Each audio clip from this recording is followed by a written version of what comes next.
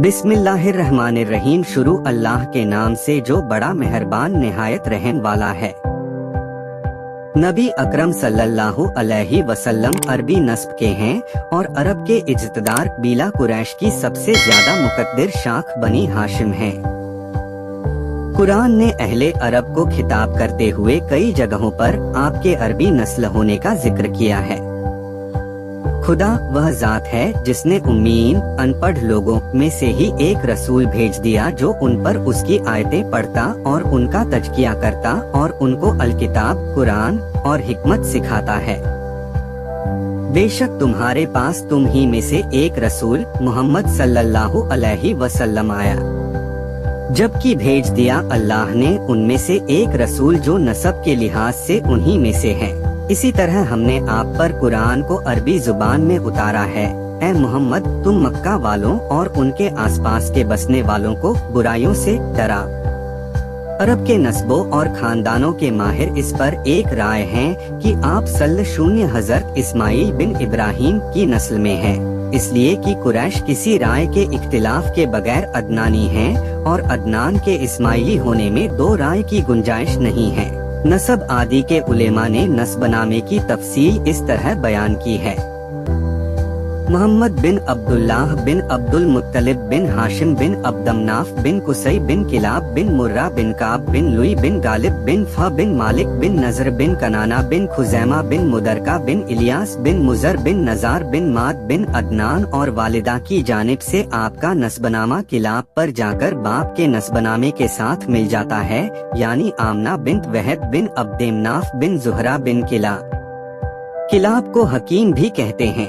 अलबत्ता अदनान और हजरत इस्माइल अलैहिस्सलाम के दरमियान सिलसिले के नामों से मुतालिक सनद के माहिरों की रायें अलग अलग हैं, इसलिए नबी करीम सल्लल्लाहु अलैहि वसल्लम ने उसके बारे में इरशाद फरमाकर कज़बन नस्साबून नसब बयान करने वालों ने गलत बयानी की है कहा और किसी राय की तौसीक नहीं फरमाई और अपने सनद के सिलसिले से मुतालिक सिर्फ इस कदर इरशाद फरमाया है, अल्लाह ताला ने हजरत इस्माइल अलैहिस्सलाम की नस्ल में से कनाना को नुमाया किए और कनाना में से कुरैश को इज्जत व अजमत बख्शी और कुरैश में बनी हाशिम को इम्तियाज अता फरमाया और बनी हाशिम में से मुझको चुन लिया।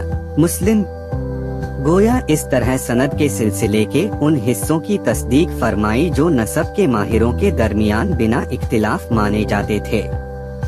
इस्लाम ने नस्बी तफाखुर और उस पर बने हुए समाजी रस्म व रिवाज को बहुत बड़ा गुनाह और जुर्म करार दिया है। वह कहता है खुदा के यहाँ फजीलत का मेयार ईमान और भले अमल हैं और वहाँ हसबनसब का कोई पूछने वाला नहीं है। साथ ही नस्बी तफाखुर के बुनियादी कानून इस्लामी भाईचारा के बिल्कुल खिलाफ है, इसलिए इस्लाम के इज्तिमाई दस्तूर में उसके लिए कोई जगह नहीं है। फिर भी वाक़िए के तौर पर तारीख यह पता देती है कि हमेशा नबी और रसूल अपनी कौम और अपने मुल्क के इज्तदार खानदानों में से होते रहे हैं। अल्लाह की हिकमत का यह फैसला शायद इसलिए हुआ कि कौमों और मुल्कों के रस्म व रिवाज नस्बी फ़ख्र व गरूर, उनके खिलाफ उनकी दावते हक और उनकी सदाकन पैगाम कहीं जाती लालच के लिए न समझ लिया जाए और इस तरह उसका अखलाकी पहलू कहीं कमजोर न हो जाए।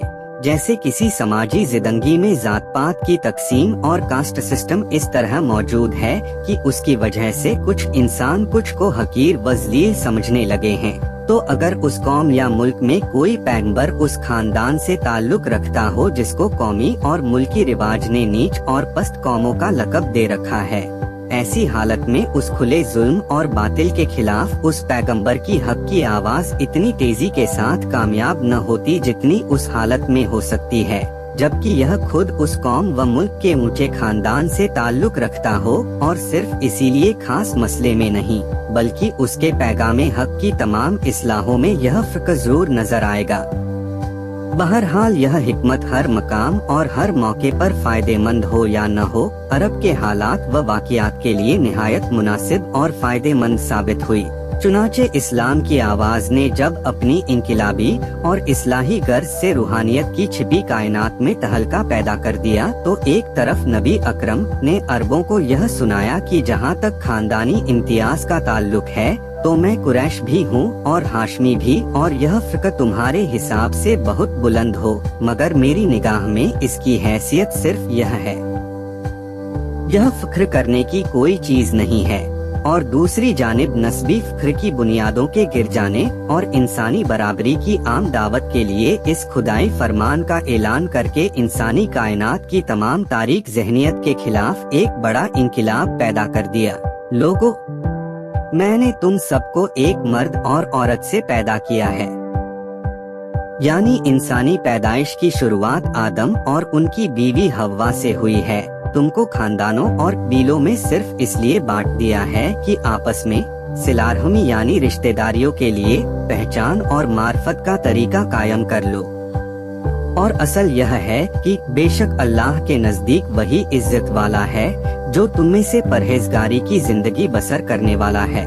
और हज्जतुल विदा के मौके पर जब आप हजारों सहाबा की मौजूदगी में विदाई पैगाम सुना रहे थे और इस्लाम के बुनियादी उसूल की मजबूती के लिए अहम वसीयतें पेश फरमा रहे थे, उस हुक्म खुदाबंदी की ताईद में यह इनकलाबी पैगाम भी इरशाद फरमाया।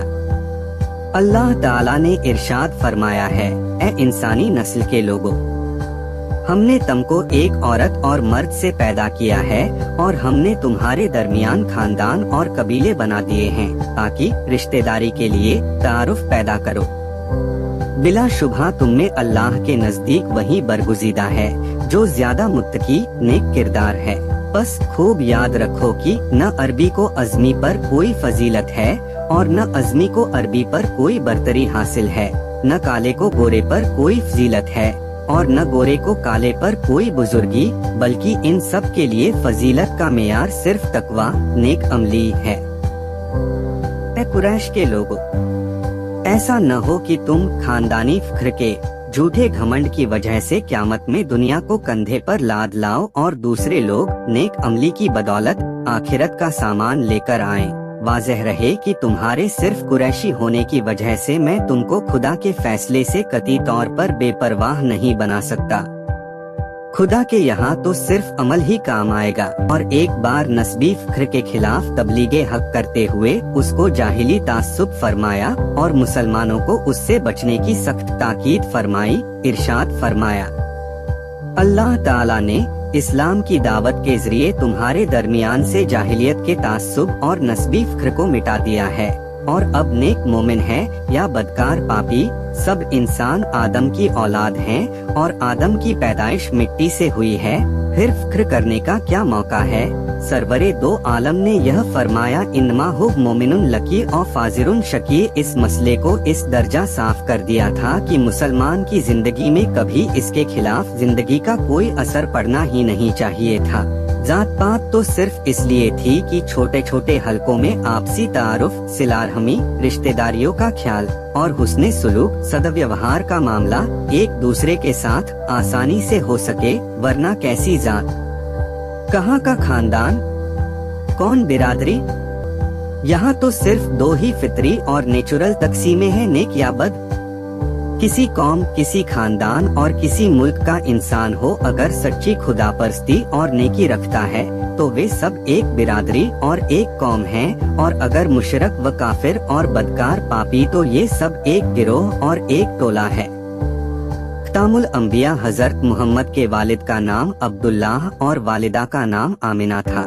अभी हिदायत का सूरज इस दुनिया में निकला नहीं था और हजरत आमना रज़ियल्लाहु अन्हो के मुबारक पेट में अमानत के तौर पर मौजूद था कि वालिद का इंतकाल हो गया। और सीरत लिखने वाले कहते हैं कि हजरत अब्दुल्लाह तिजारत के एक काफिले के साथ शाम तशरीफ ले गए थे। वापसी में जब काफिला मदीना यसरिब पहुंचा तो यह बीमार हो गए और इसीलिए अपने ननिहाल में बनी नज़्ज़ार में क़ियाम किए रहे। काफिला जब मक्का पहुंचा तो अब्दुल मुत्तलिब ने बेटे के बारे में मालूम किया। काफिले ने उनकी बीमारी और मदीना में क़ियाम का वाक़िया कह सुनाया। तब अब्दुल मुत्तलिब ने अपने बड़े लड़के हारिस को हालात मालूम करने के लिए मदीना भेजा। हारिस जब मदीना पहुँचे तो मालूम हुआ कि हजरत अब्दुल्लाह एक महीने कुछ दिन बीमार रहकर इस दुनिया से चल बसे। वापस आकर जब हारिस ने बाप को इत्तिला दी तो अब्दुल मुत्तलिब और तमाम खानदान को इस बड़े सदमे ने बेहाल कर दिया। क्योंकि अब्दुल्लाह अपने बाप और भाइयों के बड़े चहेते थे। गरज जब आपकी मुबारक पैदाइश हुई तो इससे कबल ही आपको यतीमी का शरफ हासिल हो चुका था। चनाचे कुरान में आपकी यतीमी और दुनिया के आसाइशों से महरूमी के बावजूद अल्लाह की रहमत की गोद में परवरिश पाकर दुनिया को हिदायत पर लाने वाला बनने का जिक्र थोड़े में हो चुका है। तर्जुमा है पैगंबर, क्या तुझको खुदा ने यतीम नहीं पाया, फिर अपनी रहमत की गोद में जगह दी, और क्या तुझको नावाकिफ नहीं पाया, फिर तुझको कायनात की हिदायत के लिए हिदायत वाला बनाया, और क्या तुझको हर किस्म के वसीलों से महरूम मुहताज नहीं पाया, फिर तुझको हर किस्म की सरवरी देकर गनी बना दिया। इन आयतों में अजीम व गरीब एजाज और बयान करने का ढंग है। साथ नबी अकरम सल्लल्लाहु अलैहि वसल्लम की पाक जिंदगी के दर्जों का जिक्र है। तुम समझते हो विफावा के मानी यह है कि परवरदिगार ने आपको रहने सहने की शक्ल पैदा कर दिया, आपको बेयार व मददगार नहीं रहने दिया। यह भी सही है, मगर इस कलामे रब्बानी की असल रूह यह है कि उसने जाते अक़दस सल्लल्लाहु अलैहि वसल्लम हर किस्म के से बेपरवाह रहकर अपनी रहमत के आगोश में ले लिया और आपकी तरक्की व बढ़ोतरी के खालिस अपनी तरबियत में कामिल व मुकम्मल किया को खुद कुरान ही ने दूसरी जगह रोशन कर दिया, जैसे सूरह शूरा में है।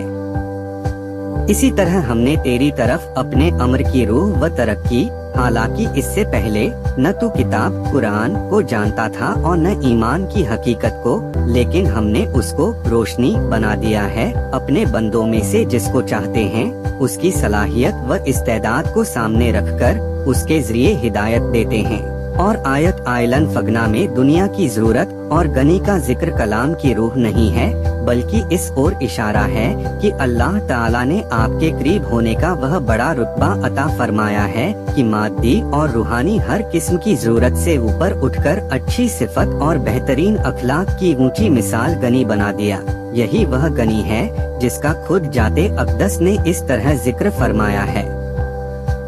गनी मालदारी की बहुतायत का नाम नहीं है, हकीकी गनी नफ्स का अल्लाह के अलावा हर चीज से बेनियाज हो जाना है। मुबारक उम्र अभी 6 साल की ही थी कि आपकी वालिदा बीबी आमिना का भी इंतकाल हो गया। बीबी आमिना आपको आपके ननिहाल मदीना में लेकर गई थी।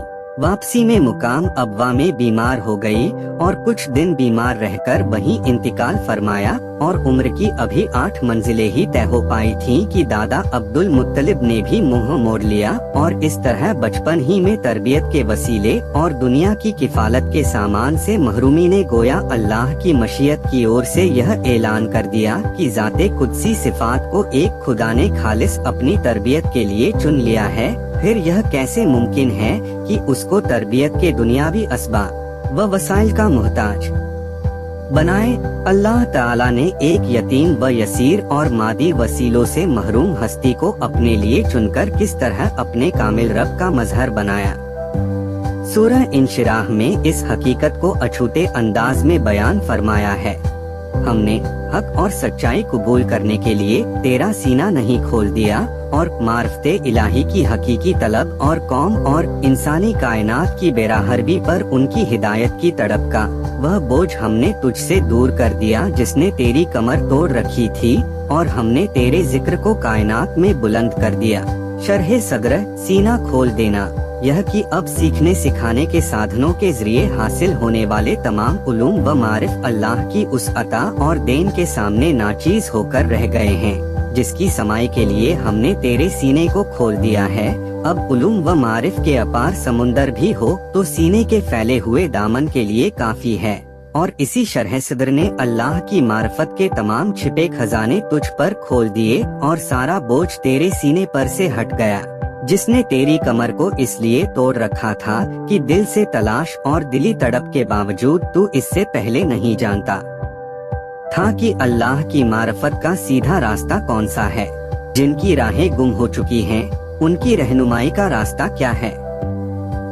मगर अब यह सब कुछ रोशन हो जाने के बाद हमने दुनिया में तेरे जिक्र को वह बुलंदी और ऊंचाई अता फरमाई कि तेरा मकाम खुदा के बाद मुख्तसर यह कि तू ही बुजुर्ग है, चुनाचे नाम अहमद व मोहम्मद है اور مقام مقام محمود سورہ حمد زندگی کا وظیفہ ہے اور قیامت میں حمد کا جھنڈا ہی نمایاں۔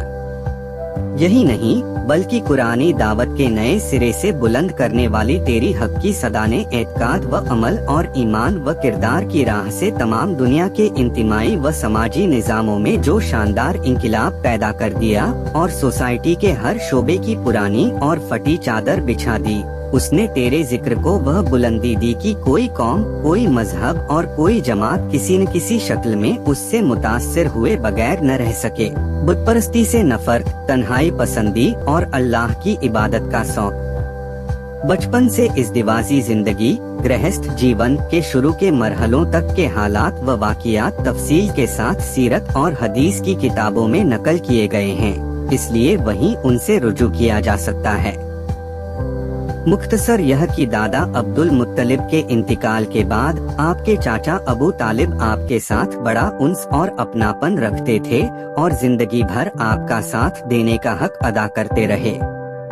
نبیوں اور رسولوں کی سنت کے مطابق آپ نے اپنی روزی کا بوجھ کسی پر نہیں ڈالا اور دنیا کے کاموں میں آپ نے بکریاں بھی چرائی اور تجارت بھی کی۔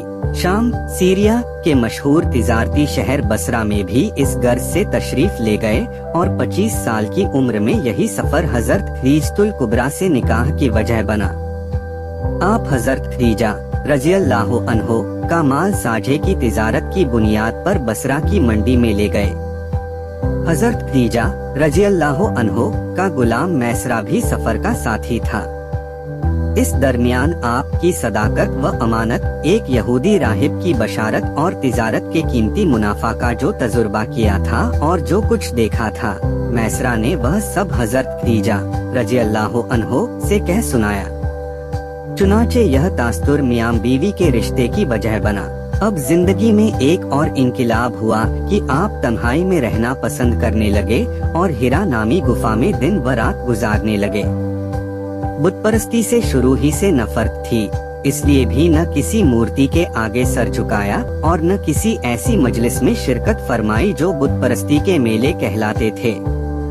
اب اکیلے پن میں سلیم فطرت جس طرح رہنمائی کرتی، ایک اللہ کی عبادت کرتے، مگر ایک چبھن سینے میں ایسی تھی جو اس حالت میں بھی بے چین ہی رکھتی۔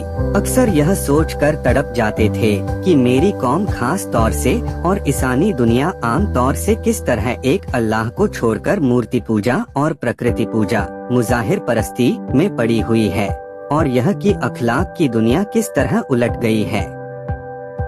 آخر وہ کون سا کامیاب نسخہ ہے جو اس حالت میں انقلاب پیدا کر دے اور سچی خدا پرستی اور نیک عملی پھر ایک بار اپنی شکل دکھلا دے؟ یہی جذبات و تاثرات تھے جو بے چین دل میں کروٹیں لے رہے تھے، اور ہیرا کی تنہائی میں انہی کیفیتوں کے ساتھ ذات اقدس اللہ کی یاد میں لگی رہتی، اور جب کئی دن اس طرح گزر جاتے تو کبھی حضرت خدیجہ حاضر ہو کر کھانے پینے کا سامان دے جاتی اور کبھی خود اپنے آپ جا کر کچھ دنوں کا کھانے پینے کا سامان لے آتے اور ہیرا میں پھر عبادت میں لگ جاتے۔ 14 صدیاں گزرنے کے بعد آج بھی ہیرا زبان سے خاص منظر کی گواہی دے رہی ہے جس کا لطف اس نے سالوں اٹھایا ہے، اور یہی عبادت کے لیے وہ تنہائی کی جگہ تھی جہاں ذات اقدس پر سب سے پہلے اللہ کی وحی آئی اور ترتیب کے ساتھ سورہ اقرا اور سور مدثر کی کچھ آیتیں سنانے کے لیے بشیر بشارت دینے والا و نذیر ڈرانے والا بنا دیا۔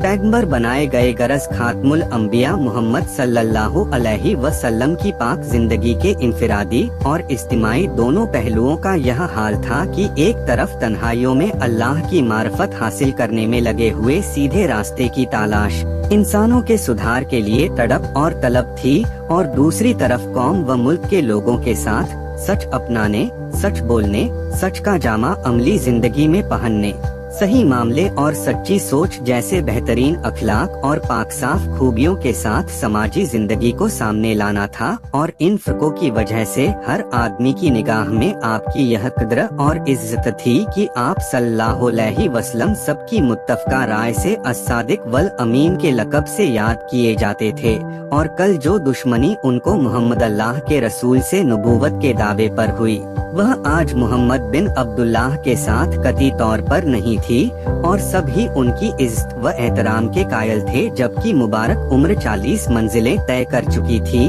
रमजान का महीना था और आप हिरा गार में इबादत में लगे हुए थे कि अचानक आपके सामने जिब्रील अलैहिस्सलाम फरिश्ते जाहिर हुआ और उन्होंने बशारत दी कि अल्लाह ने आपको लोगों की रुश्द व हिदायत के लिए चुन लिया और रिसालत व पैगंबरी के ऊंचे मनसब पर बिठाया। यह वाक़या चूंकि मानव जाति की तारीख में हैरत और इंकिलाब की वजह साबित हुआ और उसने ज़ाते अक़दस को बुलंदी की इस हद पर पहुंचा दिया जहां मजहबों और मिल्लतों में सुधार व इंकिलाब उस हस्ती की रहमत का फैज नजर आते हैं। इसलिए तारीख व हदीस के रोशन सफ़ों ने इस वाक़ये को तमाम तफसील से सही सनद के साथ अपने सीने में हिफाजत से रखा है। चुनाचे हदीस फन और इस्लामी तारीख के मशहूर मकबूल अलजामे सहीह में हजरत आयशा सिद्दीका रज़ियल्लाहु अन्हा की सनद से इसको जिन लफ्जों में नकल किया है। आयशा सिद्दीका रज़ियल्लाहु अन्हा फरमाती हैं, नबी अकरम सल्लल्लाहु अलैहि वसल्लम पर शुरू में सच्चे ख्वाबों का सिलसिला जारी रहा। कोई ख्वाब आप नहीं देखते थे मगर अपनी ताबीर में इतना रोशन और सही साबित होता था जैसे कि सुबह की सफेदी नमूदार होती है।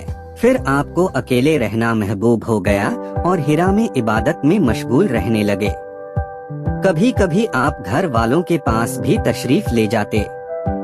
हजरत खदीजा रज़ियल्लाहु अन्हा आपके खाने का कुछ सामान तैयार करती और आप उसको लेकर फिर गार में वापस तशरीफ ले जाते। इसी तरह हिरा में इबादत में मशगूल रहते कि अचानक एक दिन आप पर खुदा का फरिश्ता नमूदार हुआ और कहने लगा, इकरा पढ़िए। नबी उम्मी ने कहा, मैं पढ़ना नहीं जानता। पैगंबर फरमाते थे कि जब मैंने फरिश्ते से यह कहा तो उसने मुझको पकड़ में ले लिया, जिसकी शिद्दत से मुझको तकलीफ होने लगी और फिर छोड़कर मुझसे दोबारा कहा, पढ़िए। मैंने वही जवाब फिर दिया, मैं पढ़ना नहीं जानता। तब उसने फिर वही अमल किया और गिरफ्त छोड़कर तीसरी बार फिर जुमला दोहरा दिया और मैंने भी वही पिछला जवाब दिया। गरज 3 बार यही बातचीत और यही अमल होते रहने के बाद चौथी बार फरिश्ते ने सूरह इकरा की ये कुछ आयतें तिलावत की। अपने उस परवदिगार के नाम से पढ़ जिसने पैदा किया, उसने इंसान को जमे खून से पैदा किया। पढ़, और तेरा परवरदिगार बहुत करम करने वाला है, जिसने कलम के जरिए इंसान को इल्म सिखाया, इंसान को वह सब कुछ सिखाया जिसे वह नहीं जानता था। गरज नबी अकरम सल्लल्लाहु अलैहि वसल्लम ने इन आयतों को दोहराया और ये आपके ज़हन में बैठ गई। इसके बाद जब हिरा में फारिग हुए तो यह हालत थी कि दिल वही की शिद्दत से कांप रहा था। आपने मकान में दाखिल होते ही फरमाया, मुझको कपड़ा ओढ़ाओ। हजरत खदीजा रज़ियल्लाहु अन्हा ने फौरन कपड़ा ओढ़ा दिया। जब आपको सुकून हुआ तो हजरत खदीजा रज़ियल्लाहु अन्हा को तमाम वाक़िया कह सुनाए और फिर फरमाया, मुझे जान का डर है, यानी मुझे यह खौफ है कि शायद मैं वही के बोझ को बर्दाश्त न कर सकूं। हजरत खदीजा रज़ियल्लाहु अन्हा ने सुनकर अर्ज किया, खुदा की कसम, खुदा आपको हरगिज रुस्वा नहीं करेगा, क्योंकि आप रिश्तों को जोड़ते हैं, मेहमानों की मेहमानदारी, बेचारों की चारागरी फरमाते और गरीब के लिए माश का जरिया मुहैया करते हैं और हक पहुंचाने की कड़ी से कड़ी मुसीबत में मददगार बनते हैं। इस बातचीत के बाद हजरत खदीजा रज़ियल्लाहु अन्हा नबी अकरम सल्लल्लाहु अलैहि वसल्लम को अपने चचेरे भाई वर्का बिन नौफल के पास ले गयीं। वर्का बिन नौफल जाहिलियत के ज़माने में उन लोगों में से थे जिन्होंने सच्चे ईसाई धर्म को कबूल कर लिया था। इब्रानी जुबान से वाकिफ और इंजील की किताबत किया करते थे और बहुत बूढ़े और आँख के अंधे भी थे।